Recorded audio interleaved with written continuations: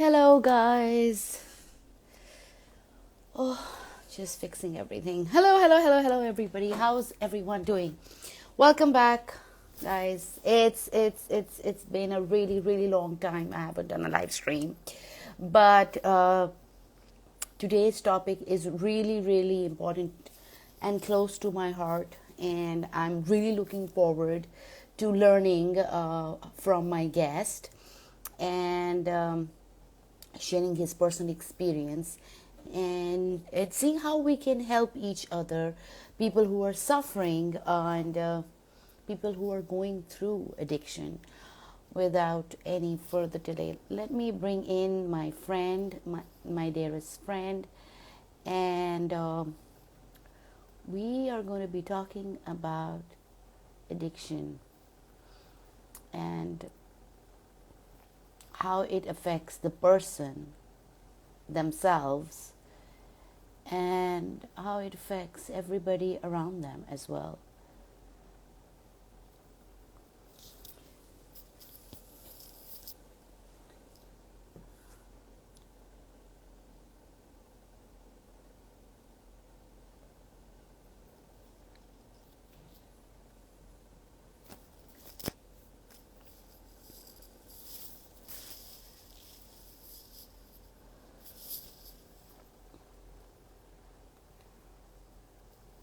Okay, we are. Am I live? I don't even know if I'm live. I have to check that.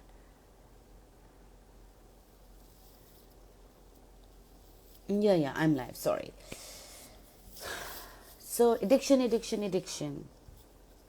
Why we do it? Why do we think that addiction is going to solve our problems? Why do we think that addiction is the way out? Why do we feel that addiction will take away our pain? So many why, so many questions. Why are we depending on something outside of ourselves instead of looking inside? And I think one of the biggest tragedies about addiction is that we think there is something outside of ourselves that is going to rescue us, going to save us from this pain or whatever we're running from. And addiction isn't just in the form of alcohol or drugs. It's in the form of shopaholic, or it's in the form of emotional eating. So addiction is not limited to just drugs and alcohol. Let's keep that in mind as well. Um, uh, Being co-independent on somebody too much, depending on somebody outside of ourselves uh, to come and fix us rather than us owning that are in control of ourselves. So addiction is really deep, and it can go to many different levels. Um, hey there. Hello, how you doing? Good. How about yourself? Yeah, fine, thanks. Good to see you again. Yes. So before we dive in, a little of your introduction as always, and then just a brief wrap, a brief background about your own addiction, and then we'll take it from there. Cool. Okie dokie. Well, hi everyone. My name's Hamish. I've known Mawish for a couple of years now, and yeah, I had a dance with alcohol and drugs for quite a long time. Back in London, it was the drug scene 10, 15 years ago, 20 years ago, and then more recently it was alcohol. I was living in South Africa at the time, had a fabulous job, great home, and things on the outside look really good. But deep down in those places where you don't want to share with anybody, there was an awful lot of shame, there was an awful lot of sadness, there was an awful lot of guilt, and there was a lack of ability to communicate. So I didn't know what to do. I didn't know how to cope with situations. They were completely baffling, completely beyond my control. And so I found alcohol, and yeah, one drink led to several and things like that. And it was lovely. It would just completely level off all my feelings, washed them all away and things like that. But the problem was the following morning I felt appalling. And again, this is like, I have no idea what I've done or this or that. And round it went. And it just got worse and worse. It got to a stage where I was driving home after work, throwing empty bottles of beer out of my car windows, driving home drunk. And that went on for too long. And then one day, I realized I had a moment of clarity and realized something had to change. And I got myself into a rehab center and everything changed. And then I had to confront my demons. I had to realize that I was going to kill myself or other people by my stupidity, by my selfishness and things like that. And now I'm 3.5 years clean, living in a different country, living in a different continent, and basically giving back. I was given a second chance, and I'm doing that for people struggling in addiction and people new into recovery.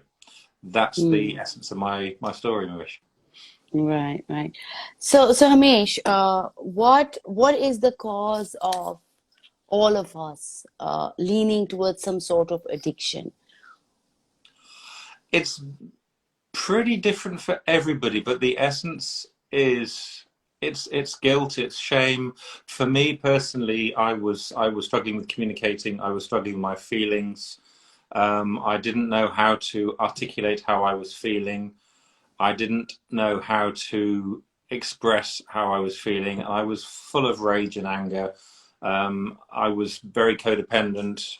I was, I was working for myself, so it's just like, oh, Hamish, we need this. Of course, I'll do that. I was putting everybody else first. I wasn't looking after myself. And well, 20 years ago now, my mum died of cancer, and I thought she was going to survive. So I didn't contact her enough. I wasn't present enough, and things like that. And with that, there was a huge amount of shame and anger and rage at me, at my mum, at God, at everybody. And the alcohol would just numb away those raw feelings. It became a crutch. It was a crutch, so I didn't I have think to. it numbed the feelings only for time be because the next day when you woke up, you probably would have been miserable, right? Very much so, yeah. Appallingly miserable and more shame. And then, those days where you wake up and don't remember going to bed. It's just, oh dear. Well, words to Mm, that effect. And but it becomes chaotic. It becomes mm. incredibly chaotic. I was unreliable. My friends, since then in recovery, their stories the same thing. They were unreliable. Hey, we're going out tonight. Are you doing this? I can't. There was lies, being unreliable, not turning up, not being present. The only thing that was important was to get high, to get drunk, and it became chaotic. It became incredibly chaotic, incredibly stressful. And then, friends, will you come out with us this evening? We're doing this. Oh, I can't. And a lie, or I can't, and another lie, or excuses, or not replying. And, people begin to worry, hey, what's wrong with Hamish? He used to be really present. He used to be this and that. And now he's withdrawn and things. And it was awful. It really Mm. was. And I became very introverted, very withdrawn, didn't want to talk to people. And I see that time and time again. It just becomes the only thing that matters is getting that drink, getting that drug, getting out of it, because everything else is too unbearable. And it doesn't matter about Mm. other people, doesn't matter about driving drunk, doesn't matter about loved ones, doesn't matter about anybody, nothing matters. Um, Mm. and yeah, it's a real mess. Real Mm. mess. Intense. That's heavy. Uh, so my question is when somebody starts or when somebody leans towards any sort of addiction, are they aware that they're running away from their pain or their shame or their guilt, and this is something they're going to lean towards to suppress it, or it just happens without them being aware of it? Super question. The problem with alcohol is it's available from when you look old enough to be able to drink, or you've got fake ID, or you pinch it from your parents and things like that. So, alcohol's legal. So it's very, Right. very easy to do that. And most people start off with enjoying it, socially, things like that. Um, Drugs, obviously, that's a little bit difficult. Again, pot, marijuana. It's, it's fun. They all start off as fun. Cocaine starts off as fun. I'm not so sure about heroin. I haven't touched that. I tried it once and it was too nice, so never again.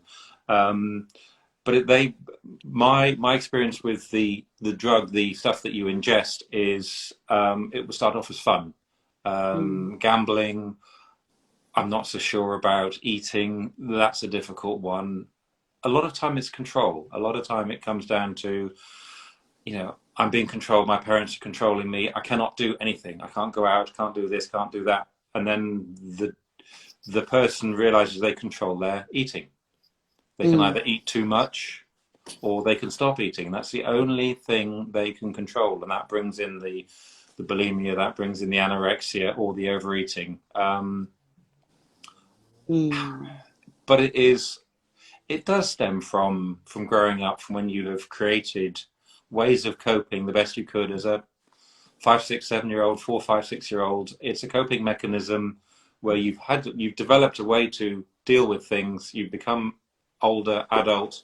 It doesn't work, and you don't know how to do it, and you find that something makes it numb, takes the pain mm, away, and that is flipping mm, awesome. mm. And it becomes that crutch, and then one day that crutch begins to break, or your body Mm. begins to break. Yes, yes. So I think what you're leaning towards is it all leans down to our childhood. So we need to be more aware and become more conscious of how we were brought up and what were the belief structures, how we were shamed, how we were neglected, or any sort of childhood background that influences our adulthood. Is that correct? It's not as simple as that, in my understanding. Sometimes, Okay.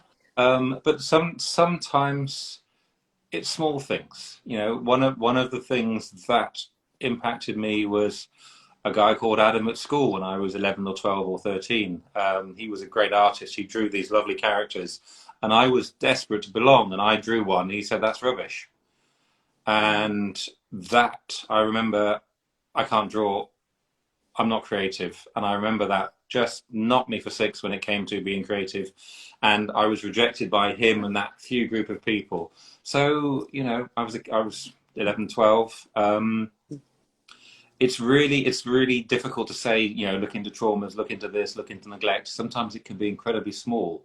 Um, it's also, it's coping mechanisms. My dad was busy making us a wonderful life, a wonderful home. He was never there. Hamish's story, age 6 or 7, dad wasn't there. Dad doesn't love me. He neglects me. He's not there for me. That's all a child's perception. My dad was Mm, making us a home. I love him to bits. Now I have worked through that. mm, Um, and a lot of time it's all sorts of things. It happens. I, I mm, I think it's safer to say it happens. It's not about a pain. It's not about this. It happens. mm, It is environmental. Some people say there's genetics, there's a predisposition to it, but it's environmental. It's a part of your life, part of your living, part of your stories, part of your coping mechanism, part of how you were brought up. And yes, absolutely, can be child abuse, can be mm, neglect, can be all sorts of things. mm. But it's never just one thing. Right, right, right. So, when you were going through the phase of your alcohol and drug thing, were were you aware that you were causing yourself, you were hurting yourself, or did you not care, or did you not think in those moments? Super question. Sometimes I didn't care. Sometimes I did. Um, for me, there was so much conflict. I knew I was doing something daft. I knew as I was damaging my body. I knew I was being inconsistent. Knew I was hurting people, but I didn't care. So you've got this in the morning. You've got what's important to me, pre-hangover, post-hangover, and then it's just like I need a drink. I can't cope, and then have a drink. It's just like, yay, this has done the trick. But then that's when the shame kicked in. So it was a complete circle of chaos. Mm, It was just shambolic, and so much effort and things like that to pretend, to make a safe face. And then other times I just didn't care. Just didn't mm, care. Get up, go out, leave people, get drunk. And that was all that mattered. And then it was mm, like, I can't do this. And then it was a day or a week of managing it, and then relapse every day, wake up. Not going to do it, going to be fine, going to manage it by lunchtime. I need a drink by 4 o'clock, start again. So mm, sometimes I cared, sometimes I didn't. mm. So your graph went up and on some days was Yeah, something and some days whatever.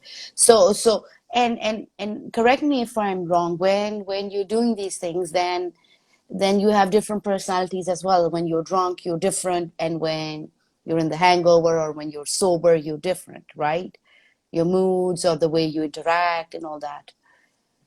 absolutely, yeah.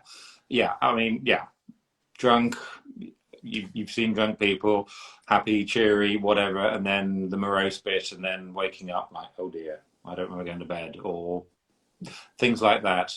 Mm, And then there's the shame. There's so much shame and embarrassment and guilt, and what have I done? I've hurt people. I've let people down. Um, Followed by 20 minutes later, I don't care. mm, And then deep down, realizing I'm hurting my soul, realizing I'm hurting myself, realizing I'm hurting other people, and then there's that anguish and that absolute shame as I realize I was doing all these things. And I've spoken to people, it's the same thing. This is like they wake up, get to a certain stage, it's just like, I fucked up. I hate this. I hate what I'm doing. I hate my life. And it's falling into victim mode. It's also just distraught, just broken. And then, well, there's no point. I might as well just drink again. Um, and yeah, I did.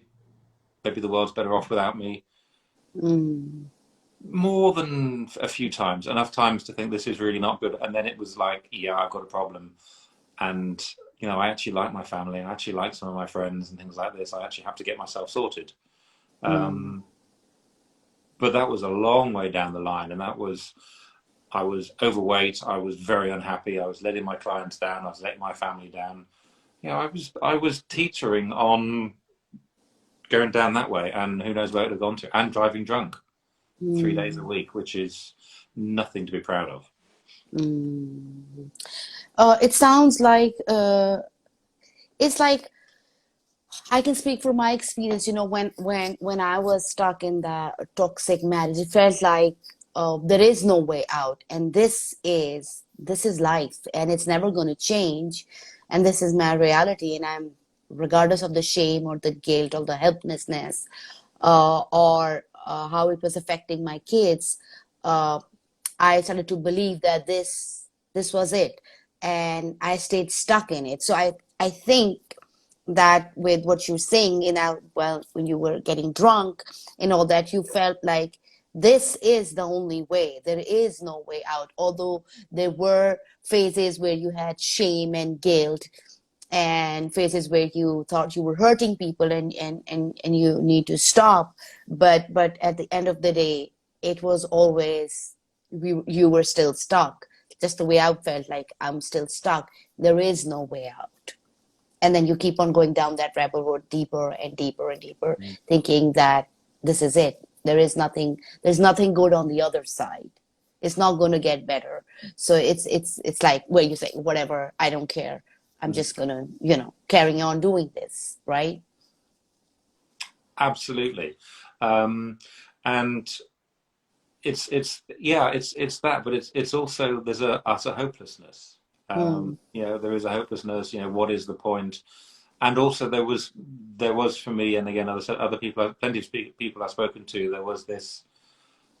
What is the point? I'm letting people down. I'm letting myself down, and you're in anguish because you're messing up, but at the same time there's a balance. There is like I need to drink and pain, and it's a pivot, and it was mm. until the weight of the drinking, the weight of the addiction was heavier than The the pain fear itself. Mm, the fear of sorting things out, the fear of I have to deal with that, I have to deal with communicating with people, I have to deal with how I feel about myself, I have to deal with my mother's death, I have to deal with a relationship that wasn't working, I have to deal with all sorts of things.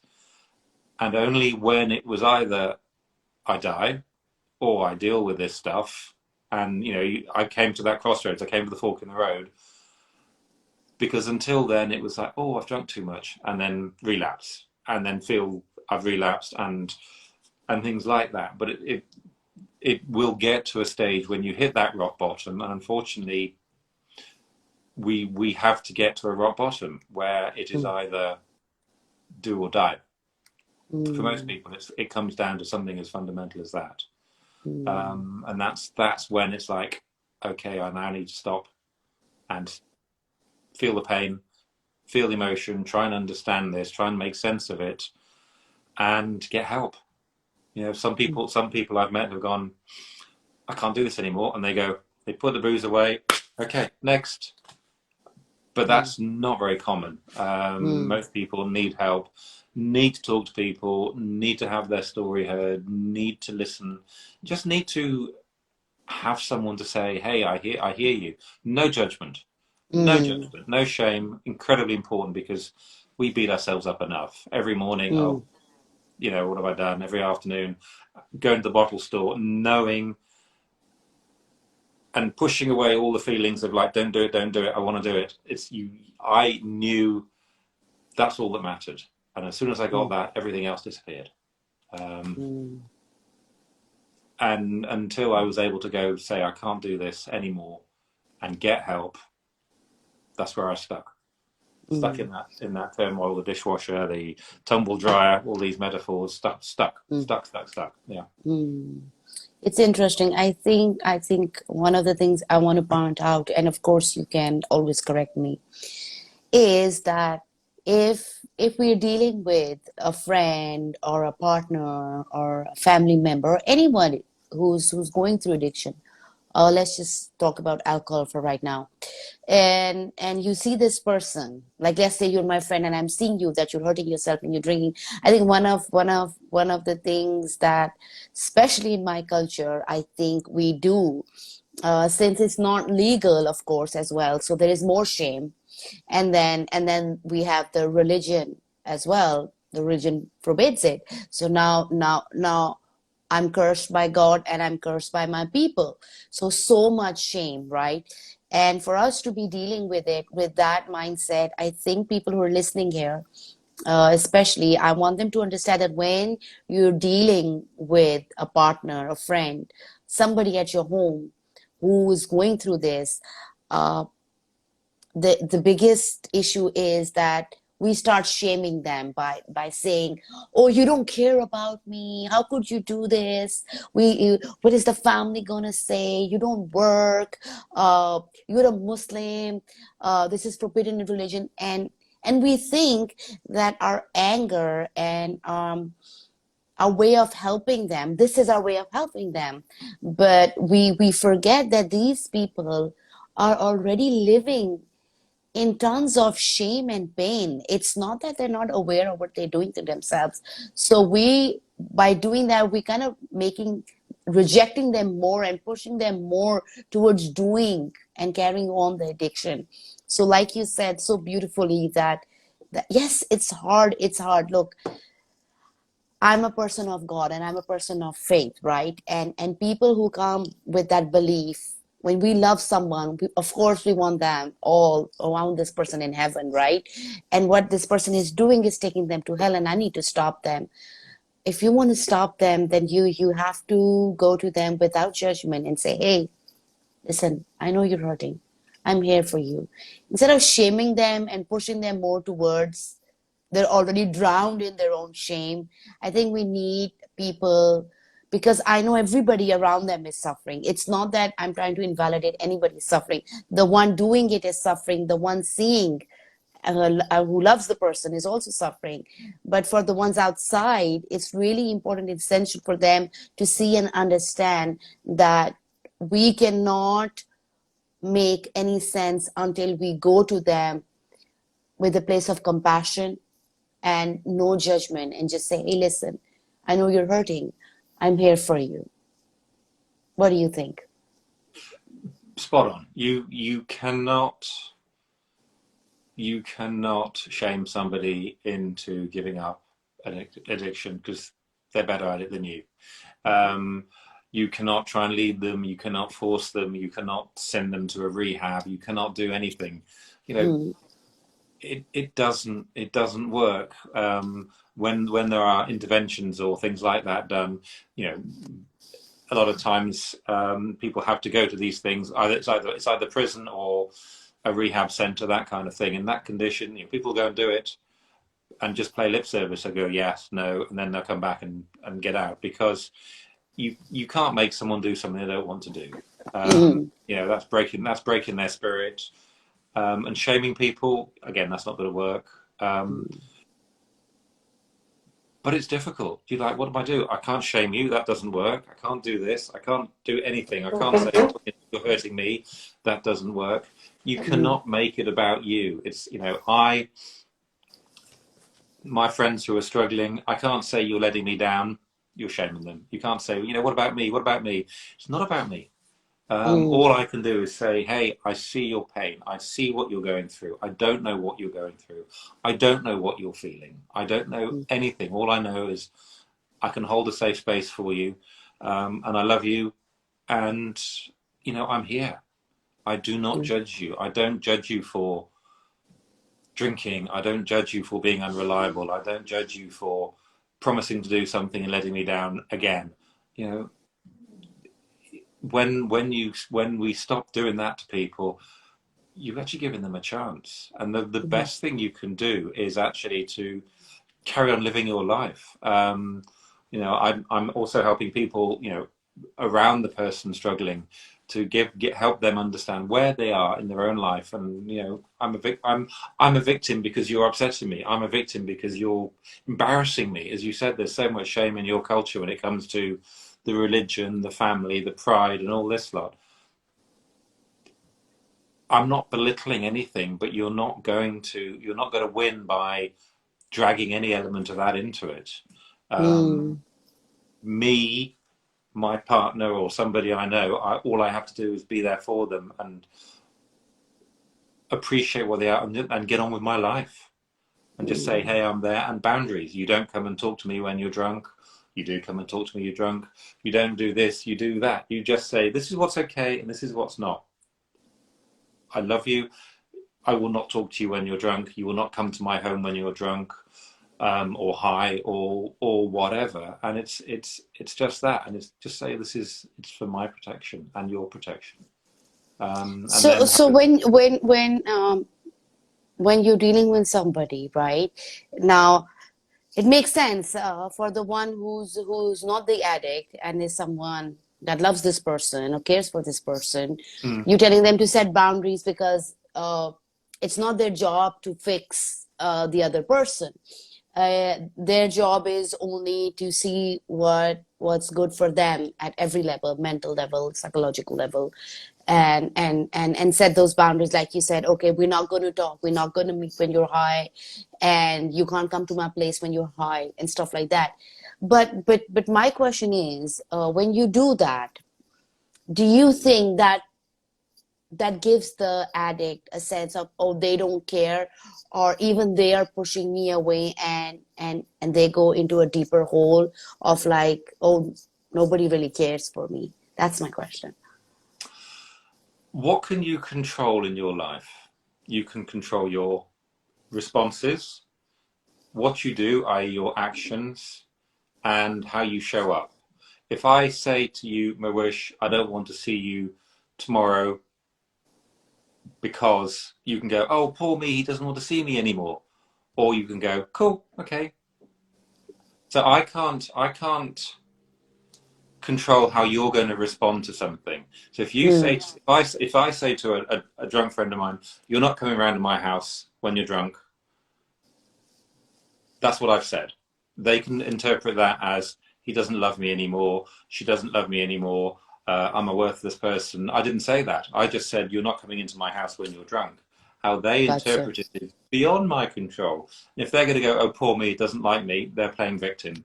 And until you stop playing the victim, I'm being blunt, until you stop Mm, playing the victim and realize that you're going to go nowhere as a victim, it's not a place to be. It's not an empowering place. You can't grow, you can't heal.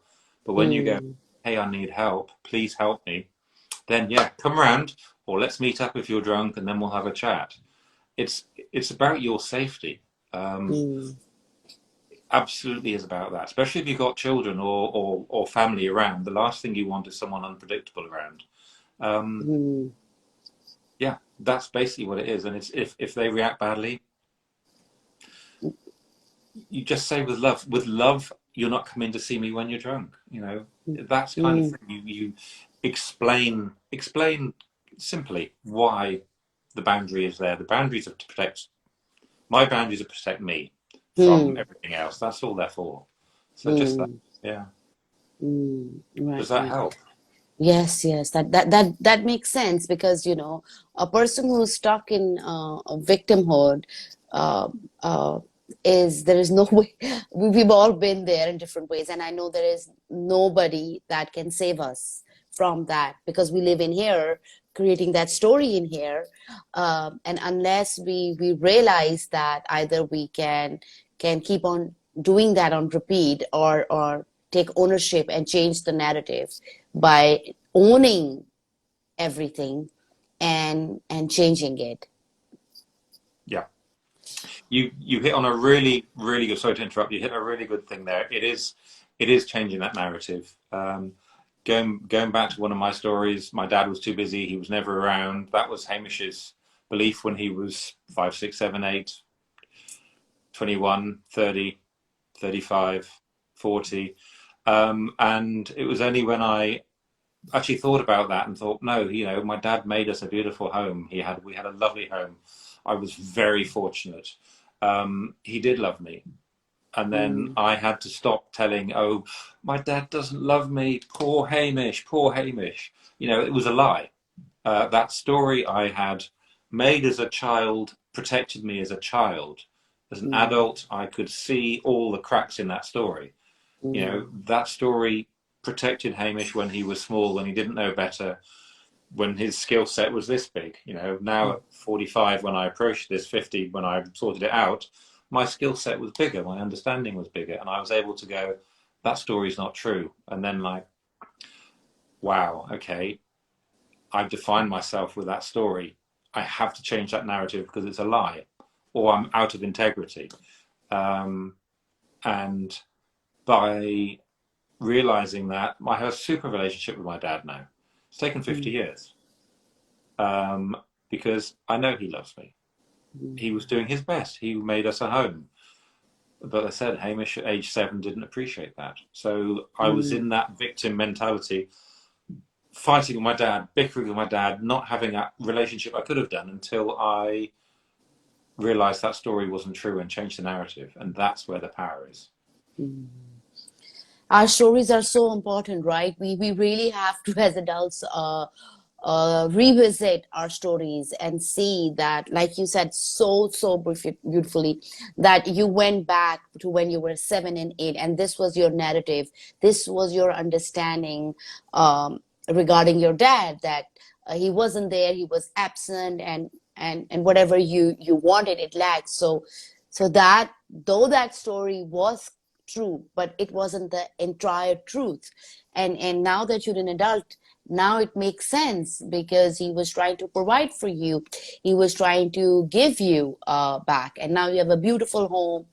And I think for all of us, our stories are so important. It's so essential to revisit them and see, because if we're in pain, if we're in suffering, if we're miserable in our life, in our relationships, I think we all need to revisit our stories and see where are the cracks, and what we were doing when we were kids, trying to protect ourselves then, wasn't the entire truth. And as adults, we can revisit it and kind of like fix it for ourselves. Yeah. It's a it's a process to do. It really is. Yes, It is. Byron Katie has an amazing way of doing it. It basically comes down to sitting there with that story and going, yeah, my dad wasn't present. He was never there. He doesn't love me. And then it's just like, is that true? Mm, Is it absolutely empirically true that my dad doesn't love me when he tells me he loves me? So it's like, no, that's not true. mm, Did he reject me? No, he was making a lovely home for us. Then you see those cracks coming in, just like, well, I can't tell people those stories if I want to be authentic. mm, You have to choose to be authentic. You can either carry those stories and stay in that victim mode, or you can go, that story's not true, it doesn't serve me, and then that stuff falls away, and then mm, you feel lighter. You realize, yes, you're redefining yourself, and that's scary, mm. but you're getting out of that victim mode, and then when that stuff disappears, your story changes, you change. Yeah, yes. um, Yeah. and then you go, oh, I feel better now, I don't feel so Mm, horrible, my dad does love me. No, what's mm, next story, mm, right, that one. mm, mm, Adam was just Adam. The fact that he mm, told me my art was rubbish, so mm, what? Just Adam. mm, You know, mm, I spent 20 years taking photographs and people loved them. I made a lot of money. They made more money. Hamish, your photographs are beautiful. Hamish, your photographs are beautiful. You know, still Adam says they're rubbish and that's more important than nowadays. And then like, Adam's story's wrong. mm, I'm creative. I make jewelry. I do this. I still take beautiful photographs. I do all sorts of things. And that story's gone. And I'm now free to be creative.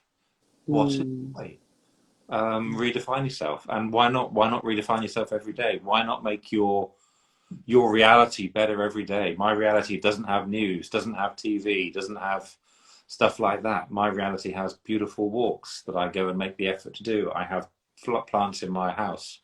I have a candle burning. I have this, I have that. I make that effort. I make my reality mm, beautiful. Might not be yours, might not be the neighbor's, but it's mine, and it makes it mm, easier for me. Makes my life more peaceful, makes me able to mm. cope, and yeah. Beautifully said, right. Amish, you said you spoke about losing your mom a couple of times and how uh, the pain, the agony you went through because you weren't there and the relationship gap. Could you shed some light on that as well? And did you lose her while you were still an addict or was it after that as well? My mum died in 2002, so 20. Okay. Um, so I was 31, living in London. Yeah, I was doing drugs from time to time, drinking too much from time to time. Let's call that recreation. I don't know whether I wasn't struggling. I was having a super time. I was living a life, working hard, playing hard, living and being, and my mum lived 400, 500 kilometers north of me. Okay. Um, and I would speak to her. I would phone her up from time to time. She was God's number one fan. I knew she was going to survive, Mm, and she didn't. So then that's where the regret comes in. I should have seen her more. I should have done this, and shoulda, woulda, need to. They don't work. You can't should. You can't do that. You have to. You live with it. We'll get to that in a second. But I was angry. I was angry. Mum, why did you leave? God, why did you let her die? And all this kind of stuff. mm, I'm full of rage, absolutely full of rage and guilt that I wasn't there and this, that, and the other and stuff. Um, and the last couple of years, there's a clever way to understand why I'm full of guilt, sorry. Um, and it's actually beating yourself up. I wasn't there, I should have been. I can't change the past. A good son is there for his mum. I thought she was going to live. The doctors did. The prognosis was good for a while, and then it wasn't. Then I have to remind myself, I was living in London, far away. I was working. I had commitments. I was doing this. I was living my own life. I don't have to be dutifully there every day. So there's a way to work through your guilt and appreciate that, a good son is there, except when he's got a life, when he's busy, when he's got commitments, he's paying bills and stuff like that. And it's not a get out of jail free card. It's not like, oh, fine, just wash responsibility. It's understanding that I wasn't present.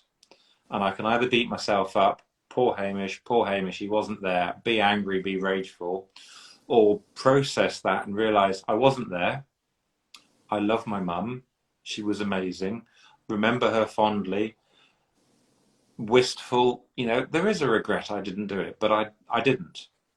If I Mm, beat myself up, I'm in victim mode and things like that. So it's like, I can't beat myself up. I wasn't there. I was doing the best I could. mm, And then with that, and time and conversations, it's just like, it's okay. I did the best I could. I was looking after myself. I was paying my bills. And if I beat myself up, as I said, I'm harping on, if I beat myself up the whole time, I'm actually just in victim mode. I'm just saying, poor me, my mother died, I wasn't there, poor me. And that doesn't help. So it's a mm. case of, I have to change my story again, change my story around it. Yeah. I think Uh, it's always, and I think it's every day. It should be an everyday practice where we really visit the things we're telling to ourselves. Is this thought empowering me or is it dispowering me? Because if it's dispowering me, it's disservice to myself and for this day. So I need to let go of it and see what will empower me. Like you said, either you could say, poor me, I lost my mom, I wasn't there, or you could change the narrative and be like, I did what I did, and I'm going to carry on her memory by celebrating her in different ways, by maybe making her favorite dish today and eating it, or doing something in her memory. So I think it's really important for us to really make it a habit of thinking the thoughts that we have, do that empower us on a daily basis, or do those dispower us? I think that's incredibly important. It's not a case of absolutely not a case of dismissing those feelings of Mm, sadness or the negative bits. It's a case of acknowledging them, mm, acknowledge that, and really really important. Just be slightly observant of what you're thinking. Um, mm. we're going slightly off tangent here, but emotions are messages. If Yes. you're feeling sad, that's a message. There's something up. There's some reason for it, and so it's Mm, a case of acknowledging that and saying, why am I sad? Why is this happening? Why am I feeling happy? Why this? And then just looking into it and seeing what that's all about. And especially so, is this story true? Is it empowering me or is it pushing me down? mm, Um, Unfortunately, playing the victim, being in that mode does work. It's quite a powerful way of living because you will get attention, energy, you will get, let's say, fed. You'll get fed from other people. mm, You get their attention, and sometimes that's what people need. And it's fair enough. It's their journey. It's choices. It's all choices. mm, But if you want to live your best life, you want to just be curious. Do I actually want to feed off people and not actually grow? Or do I want to be curious and see the sunset, see the sunrise, be happy, smile around people, feel mm, energy around people, share with people rather than take? Being the victim, you're largely taking. Um, mm, and if you can start sharing and start giving, things start to change beyond belief. But it's scary. It is mm, scary to do that. You are getting out of your comfort zone. You're changing mm, the past. You're changing your story. You may well be changing. Your parents might have been negative, and then you're doing the same thing. You're, mm, you're changing history. Your past. mm, You're choosing to be a different person to what you were in the past, and things. And it's liberating, mm. but scary. It is. It is. I remember when I had to learn to let go of the victim mindset.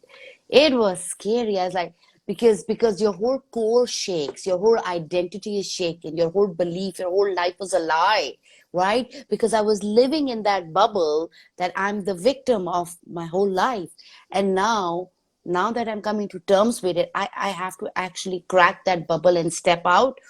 That was, Mish, the most scariest things to do. It was painful. It was scary. It was like, who am I? Like, Mm-hmm. really, who am I? What am I going to do? like everything is shaken, like you're actually like holding your head and like, what's been going on? This is not real. Then what is real? So it's not easy. Healing is not easy. Coming to terms with the fact that we were stuck in a victim mindset is not easy. It shakes your core. It can make you go crazy for some Mhm. time, because you live for how many years, 30 years or 40 years, or how many years before you have that awakening. Everything starts to shake, and of course then everything comes together as well. But it's a really tough one. So for those listening thinking that it's easy, it's not easy. It's challenging, it's tough, but you can do it, and you can always reach out and ask for help as well, right? Absolutely. Yeah. And those people around people struggling with addiction, with dependency, just be there. It's Yeah. it it's the it's about love, it's about compassion, it's about understanding, and a friend, well, my girlfriend will say, it's about self-care. If I want to love people, I have to love myself. Uh, Mm, but if I want to help other people, I've got to help myself. I cannot effectively be present for people if I'm going to beat myself up. mm, Um, I'm really mindful of saying getting out of victim mode, because it's not as simple as that, and it's also, you're erring on being judgmental, calling saying you're in victim mode. It's just a state where we are, and it's just a mm, state of where we have gotten somehow. That was yesterday, we got there. Now acknowledge it, say, yeah, I'm not in a good place, I need to change, I want to change. And then saying to friends, saying to therapists, saying to groups, whatever, there's amazing stuff everywhere to get help. I need help, I'm ashamed, I'm sad, or I'm determined, I'm resolute, what can I do? But it's a choice, it's their choice, and they have to find that dark space to get out of. um, mm. And it's and not that easy. it's not easy, and not everyone wants to. That's the sad Mm, thing. you know mm, you see someone drinking themselves to death, or overdosing, or crashing due to drunk, or whatever. It's horrible. It's mm, horrible. um, that's what some people want to do, and mm. that's tough. But there's hope. We'll end. There is so much hope. There is so Mm. much hope to turn it all around. I did. Yeah. A lot of my friends have done. A lot of my friends reconciled with partners, and happily ever after, or happy till now. A lot of people Mm, realize that their lives are not, they cannot live together with their partner through addiction. mm. That's what happens. But Yeah. it's all okay. Yeah. And look at yourself. You were drunk in morning, in afternoon, at night, Mhm. and one fine day it just hits you, right? That this is not right for me. I'm Mhm. hurting myself. Hamish, coming back to the question, for addiction, for people who are who are wanting to leave it, but they're struggling to leave it. What would you say? Because is it like it's just for you? Was it that one moment where you just realized, or were you struggling back and forth before, and then actually you took action? I was struggling backward and forwards for a long time. Yeah, it was very much so. Wake up, I've relapsed again, I've drunk again, I've used again, I've done this again, and then it's like, okay, I'm determined, and repeat. And it was like that. It was a long cycle like that. Um, and then it was, I have to change something. I really have to change something. So I hit my rock bottom, where it could have, who knows where it could have gone. I don't need to go down that route, but I did.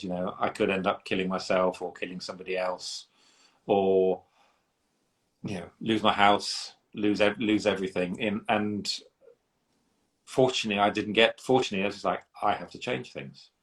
Uh, Mm, so that's what I did. But it was a case of reaching out. I said to one or two friends, "Hey, I think I've got a problem," um, and that's where it starts. Reach mm, out to someone, say, "Hey, I've got a problem."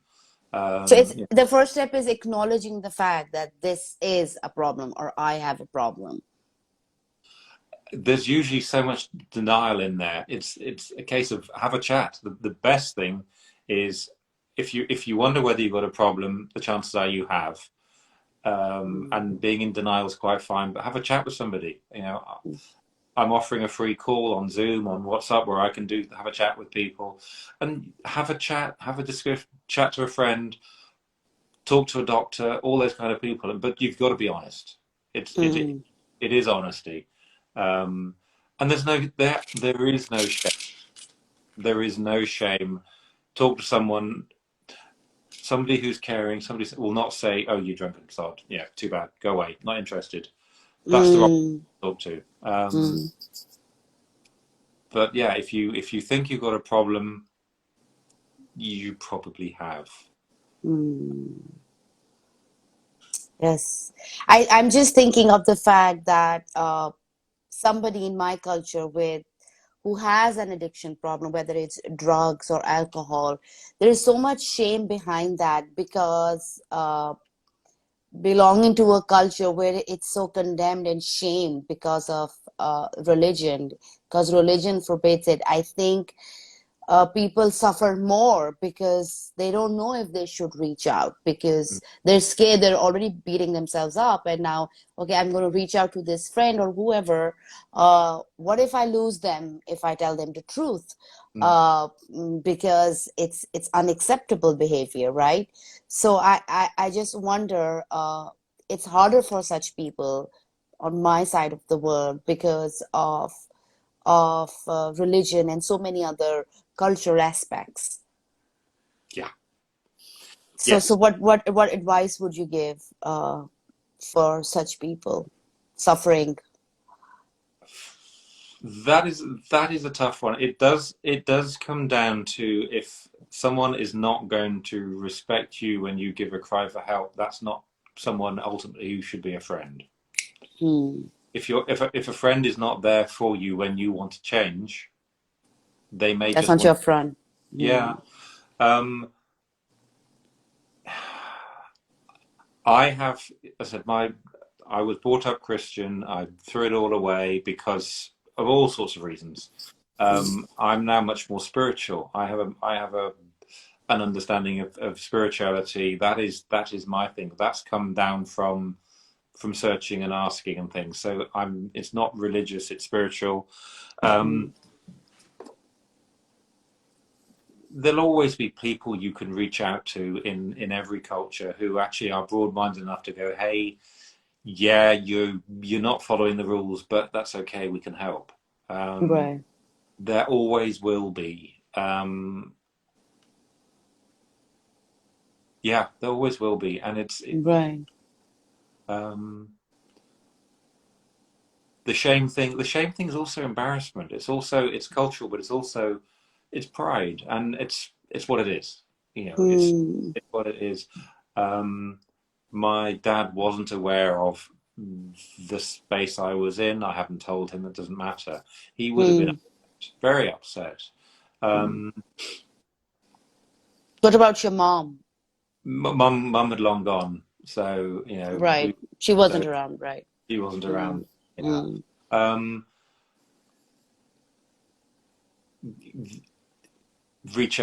reach out to somebody. There's plenty of Facebook groups. Reach out to me. I'm happy to chat to anybody. I don't have the religious framework. My understanding of God is God is love. Hmm. I'm so, but that's my understanding. As I said, and Right. I'm my world is the universe, is nature, is that's my spirituality. Hmm. Um, so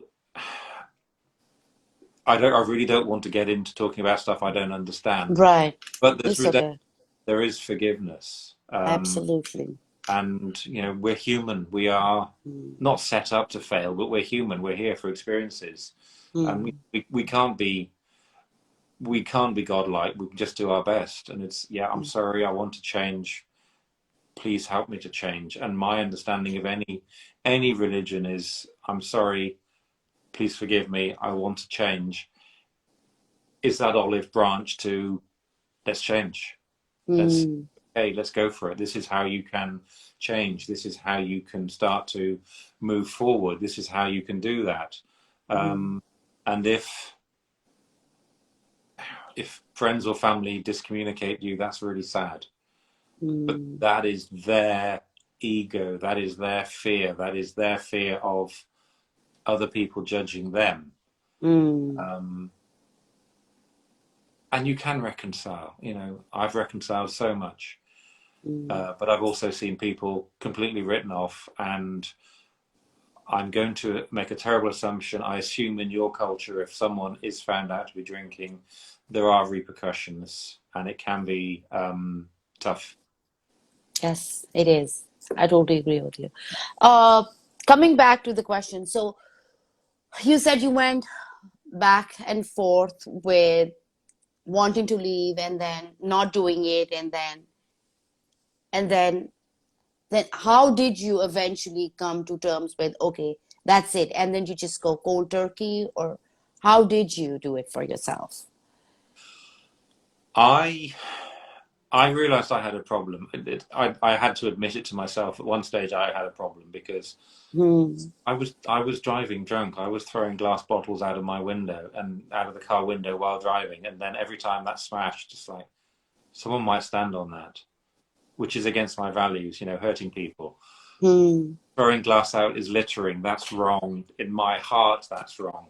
Driving drunk, well, that's just stupid. That's Hmm. endangering other people, you know, Hmm. and of course myself, and all these things. It's just they were getting heavier every time I did that. It was getting heavier every time.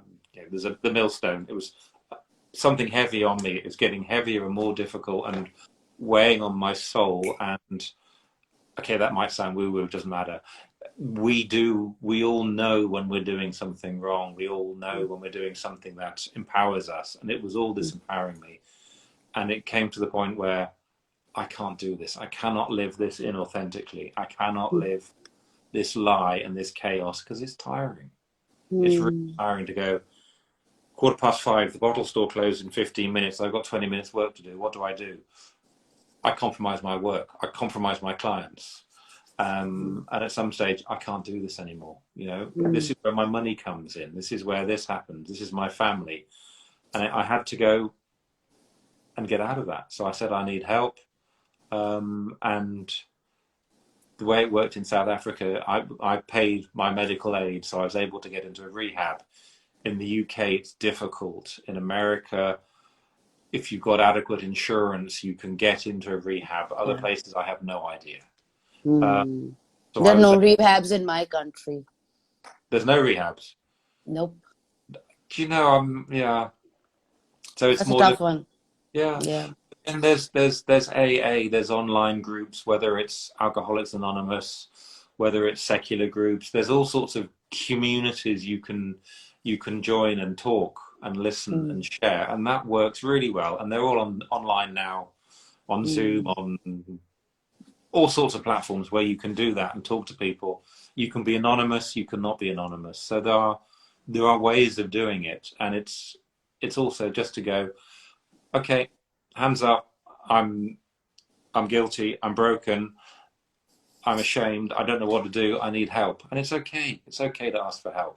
It's taken me 50 years, but it's okay to do that. And when Hmm. you do that, the weight just comes off your shoulders. Hmm. You're able to just that chaos just it's like actually being able to breathe and Hmm. everything begins again. Hmm. Um, yeah. I just wanted to point out for people, I don't know if there are people listening on my side of the world who are suffering with any sort of addiction, is that I don't want to take the hope away. I came back to my country and I felt helpless because I thought that people would not understand why I've left my husband. I would be judged, I would be criticized, being a woman. Why didn't I stand with my husband? And for me, you know my story, but I went in my own hole because I knew I was going to be judged. So there was no point in sharing my story. So I stopped meeting family, I stopped meeting friends. It was just me and my couch. But like you said, when you truly dedicate yourself that by accepting there's something wrong, I need to fix this. This is not my life. This is not the result that I've been hoping to receive. You find that help regardless. And I did. I had social media, and I met you, and I met so many amazing people who were there to listen, who were there to listen without judging and understanding my story and saying, hey, you are right. And kind of like, although I knew I needed to validate it for myself, they were there to validate it for me, which people on my side of the world still don't understand and still cannot do for me. There's always like, yes, but if I were to talk to you, I know there are no buts. You are absolutely 100% with me in what I'm saying. And that was a game changer. And that gave me the strength to fight the people of my country and stand up and say, hey, what I'm doing is right. You cannot shame me, because this is not what faith says. This is not what God says. And you most definitely are just talking from your experience. And that's totally different than mine. So, because we were talking about rehab, I was just like, somebody will be, oh, there's no rehab in our country. What are we going to do? So you can always find help. There's always help out there. Sometimes we just have to get out of our comfort zones and look beyond those, and we can find I have an amazing support system, and it's mostly outside my country. Mm. And that's okay. I mean, I know your story well, and what you've done is incredible. You have been so amazing and resolute, and you are saying to women particularly, it's okay. It's Mm. okay to say it's not okay. It's okay to say no to things that are not acceptable. You are such a light out there for people to give them hope, and it's incredibly empowering. Yes, it's scary, but you've done it. You're doing that, and brilliant. And you've got a Yes. support group. That's what it comes down to. You Mm. have to find that support group. Unfortunately, we have to. You've got to Yeah. get out of the comfort zone just a little bit. Just have a chat with Mm. someone. Mm. Um, and so often it is nothing more than just being heard. I suspect the first time you did it, you spoke to somebody, they just listened, and Mm. you felt heard. Yes. You were able to shout and scream and rage and cry, Cry, and cry, yeah, cry so much. Yeah. and you weren't Yeah. judged. And No. when you know you're not, when you hope you're not going to be judged and you're not judged, just something changes, and then you Yeah. go, hey, I could take a step. And that is my approach to recovery. That is my approach to helping people. That's your approach to helping people, without a shadow of a doubt. Hey, I Mm. want to leave my husband. Fine, what's the problem? Hey, I Mm. want to leave my wife. That's fine, what's the problem? Mm. How can I help? It's not, you bad person.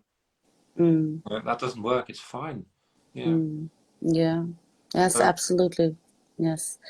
Uh, when person is an addict and their environment is also the same, how and this one person, and now he's surrounded with, or she's surrounded with these addicts, how do you change? Because now that's your environment is the same. It's a tough one.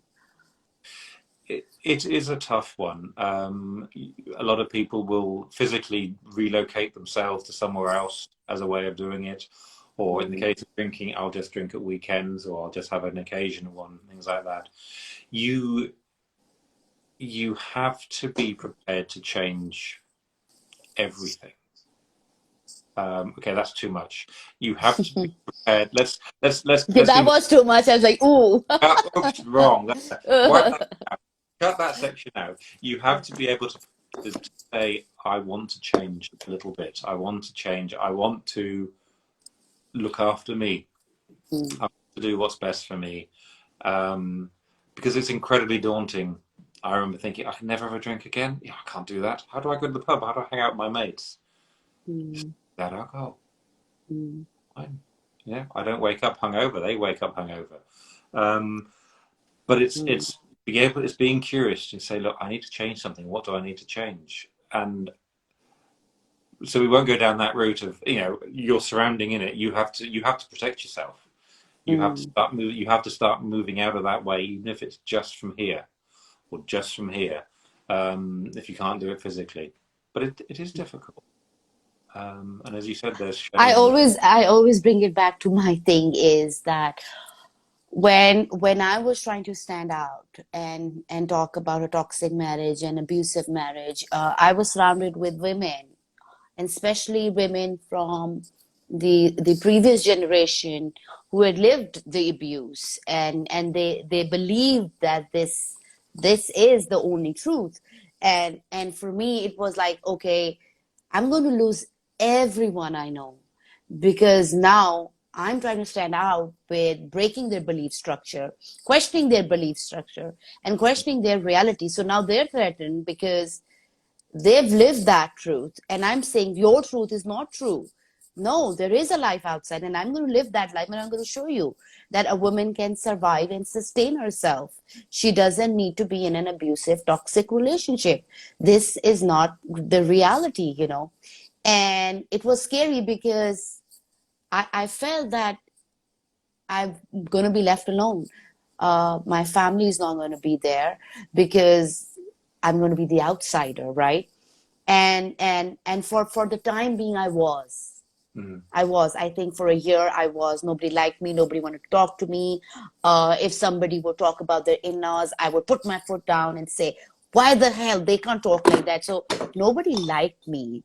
They thought that we were threatening their, I was threatening their daughters, and were trying to break homes, because my home was broken. But I was trying to say, no, it's your life. Nobody dictates. So I went through that phase, and then now I'm here, and all these people meet me. So while we think that, this is my group, this is my circle, I mean, I can be wrong and you can correct me. I think that for somebody who's struggling, thinking that this is my group, this is my circle, everybody drinks, everybody gets drunk. Once I'm on the other side, who's going to be there? I'm not ready to let go of that, I think eventually, if they truly love you, your friends, your family, they do come around. So many people did come around, and now they know where I'm coming from. So it's really important to know that for yourself. Absolutely, and it is scary, and you were very brave to do that. But what you've also done is been able to say to your friends and your family, I love you guys. I'm just looking out for me. It didn't work, and that's okay. You know, Yeah. it didn't work. I wasn't treated the way I wanted to be treated, and yeah, I'm different. I'm standing up for what's important to me. Um, Mm, and you've shown your family and your friends that you're not a pariah, you're not anyone different. You're just not prepared to have that. You're making a change. Um, mm, and I've done the same thing, and countless people in recovery have done the same thing, and they have said to their family, their friends, those around them, I don't want to do this anymore. mm, Obviously, it's fundamentally different when it comes to the culture and things like that. mm, But um, when it comes to drinking, it is a lot of times the groups. Again, this is difficult because your culture is different to mine. But in my culture, Western culture, going to the pub, drinking is part of life. Um, yeah. a lot of people know they drink too much, so they don't like seeing people not drinking. And your friends do change. My friendships did change. Um, Mm, I've met different people, but my path's done that. My path, I was doing that, and now it's gone that way. mm, Um, so I have met different people. You've met different people. Um, that's part of life. Is change. Is people coming and going. Um, and I have in my journey of moving away from alcohol, I have discarded people. They've discarded me. We've changed, and it's been incredible. But it's been scary. But it's also illuminating to move on to meet new people and see how things change. yes. Kevin, you sent me a request, so I brought you on. Do you want to add something here? Well, actually, I had a question. I'm fascinated by this topic, and obviously, I'm a huge fan of of MD Unstoppable. So, thank you for having me on your program too. And addiction is such a Absolutely. addiction is really huge, and I appreciate what you're doing for people out there. And I was wondering if maybe you'd shed some light on how you how you started to understand addiction, what it really is, like the mechanism inside of you that required the drinks, or for some people it might be sex, or for other people it might be food, and how you Yeah. start to sort out how to replace those things in a way that might be more healthy but satisfies the The addictive urge. Yeah. tendency. You know what I mean? That Yeah. we all live with, that's going to come out. How do you help people sort out to become more real and authentic and experience a better way of dealing with their addictive stuff? That makes sense. Hope Yeah. that makes Good sense. question. Come on. I'll let Hamish answer that first. Cool, thank you. Hi, Kevin. Yeah, you're not welcome again. That's a terrible question. I love it. That is that probably is the biggest question out there. You know, how do I replace it? Because suddenly there's a void, suddenly there's a hole, suddenly there is like, what the hell am I going to do? And it's very scary. You know, my first few months in recovery, I felt incredibly raw. I felt incredibly like I had all my skin removed, and it was like a baby skin, just so soft, and all my shell had gone, all my protection had gone, and I didn't know what to do. And it was a case of, you know, I don't know what to do. So I started being a bit more creative. I started writing a little bit. I started drawing a little bit, and doing different things. I mean,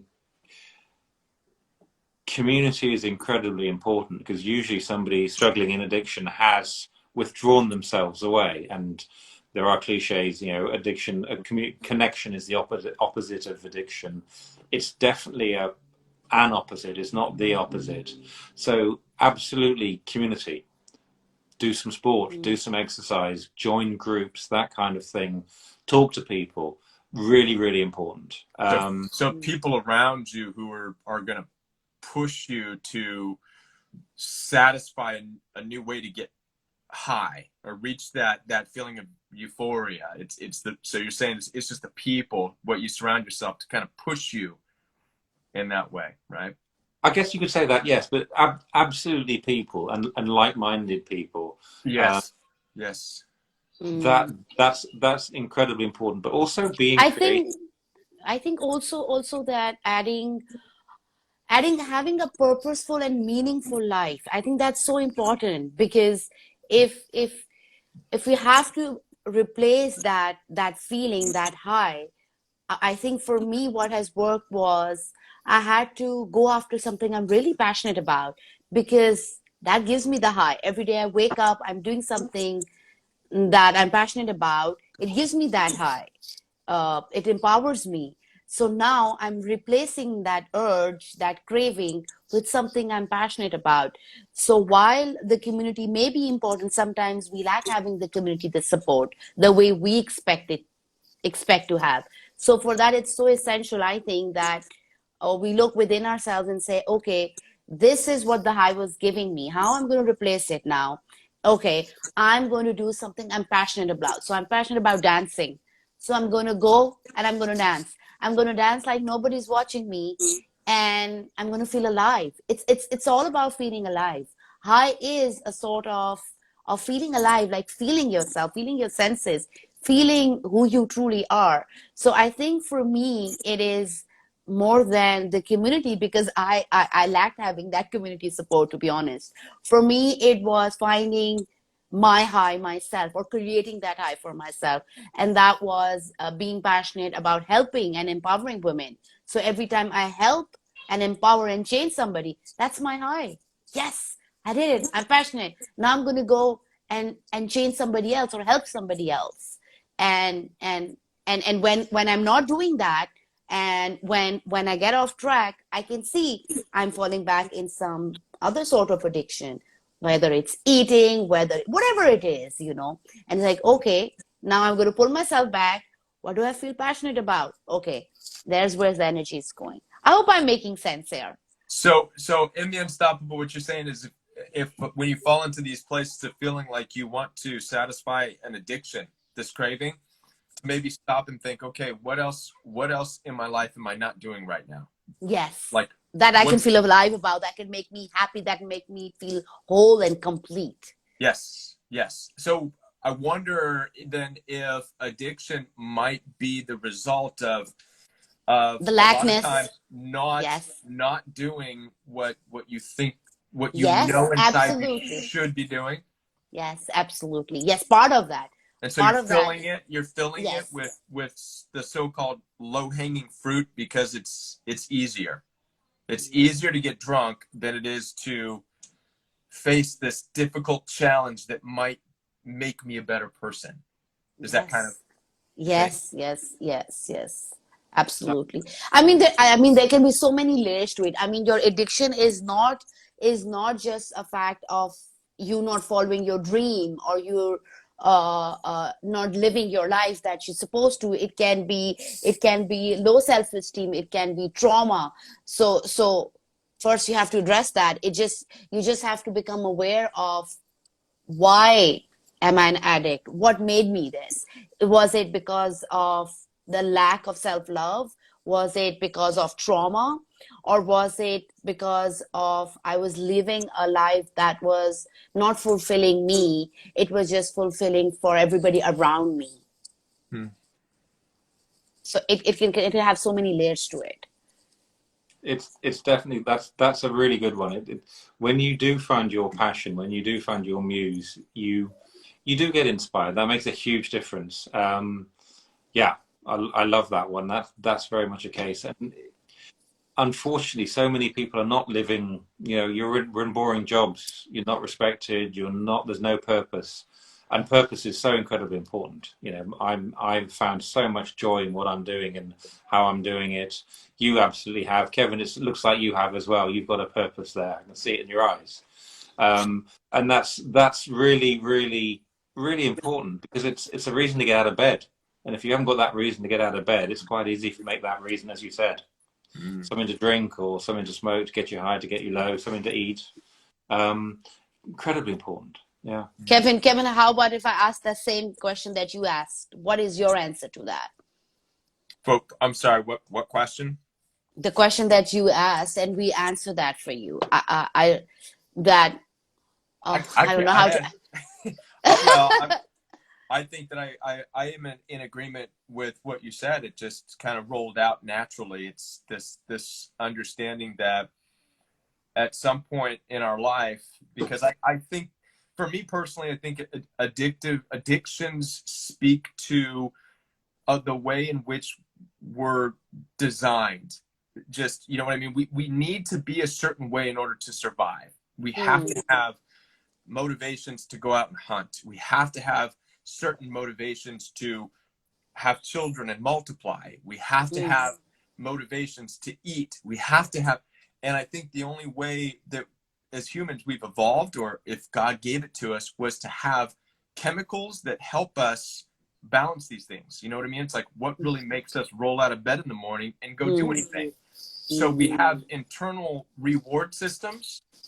And for me, I think that addictions come when we don't understand our own chemicals and the reward systems. And so we're not guided. And so we cheat it, or we try to find the low hanging fruit, or we chase after the things that give us the reward without putting in the work. And then we want more and more and more. And so I think that it's just education, which is what you all are doing. And I appreciate that, which is just helping people to understand addiction. And my thoughts are just that eventually start to really look at what's the purpose of our own bodily chemicals. What are they trying to get us to do every day? And how do we use these things to be the best people we can be? But I know there's so many complex layers in that. Yes, And that's yes. why I wanted to hear your ideas on it, Yeah, that makes sense. Hamish, I have so many people joining in. I'll sign out so you can go on. Okay, Thank you. thank you. I love Bye. what you're doing. Thank you. Thank you. See you next week. Do I just hit X? Okay. Yes, you just hit X. Hamish, what if somebody's listening and they're struggling with addiction? They're trying to leave it. I don't know, maybe they're not. what message would you want to give them? Be curious. Be curious. Be curious to why you are doing it, why you are eating too much, why you're not eating enough, why you're seeking validation from people, why you are drinking, why you're doing drugs, why you're doing anything. Mm, When you start to get curious, you begin to come alive again. You begin to really look at yourself. Am I doing my purpose? Am I am I doing what's good for me? Is it really good for me to be isolating and drinking? And then listen. I mean, I journal regularly. I have done for 3.5 years, me and too. that's incredibly important. But it is a case of just being curious about what you're doing and whether it is better for you or not better for you. Um, we do know when we are doing what is better for us and when we're not. We don't want to admit it. We say we can't hear that little voice. Which voice is it? All these excuses. We do know, but it's often really scary. Mm, Be curious and just say, why am I doing it? Is it helping me? Is it helping me live my best life? Um, am I doing? Could I look after myself a little bit better? Do I want to? Am I hurting other people around me? Again, these are complicated questions, but am I basically doing what is best for me? Uh, mm, because when you start there, then it's a case of yes, I am doing the best for me, or no, I'm not, or I want to, or I don't want to. mm, We all hope that it's not the case of I don't want to, I want to die. That's not the way to go. But I want to live, and wherever you are, most of us want to live. Most of us don't want to be in that addictive state. Yes, we're filling our brains with those chemicals, and tricking our brain into being happy or being somewhere, but it's a lie, and we know that. Uh, mm, but we have to realize we need to change, or we have to want to change, and then it's mm, okay. I want help. Hey, Hamish, I want help. Hey, so and so, I want help. Or going online and looking for a support group, just saying, hey, I need some help. Because there's so many mm, out there where people will listen, and very few are judgmental. And if you find someone judging you on social media, well, it's social media, it's full of people who do things like that. Now, mm, move on to the next person. Uh, mm. yeah, but Yeah, absolutely. do be curious. And if you're Mm, not sure, ask somebody. mm, Ask go on one of these groups and say, hey, this is what I'm doing. And then they will ask you questions. Are you feeling this? Are you doing this? mm, And start to build up a picture. Uh, mm. but Yes. you have to become curious of where you are and why you're doing it. And Mm, yeah, is this what I actually want? mm, Deep, am I yearning for it? Am I yearning to die or am I yearning to live? If I'm yearning mm, to, what do I want to do to live? How do I want to get there? Don't know, don't know. Ask somebody, ask me, ask you, find a group. There are people out there who will judge you zero, who will be utterly compassionate and go, cool, I'm listening. I don't care. I don't care what your culture is. I don't care what your beliefs are. You're a mm, human being. I'm here to help. I will listen to your story. mm. Absolutely.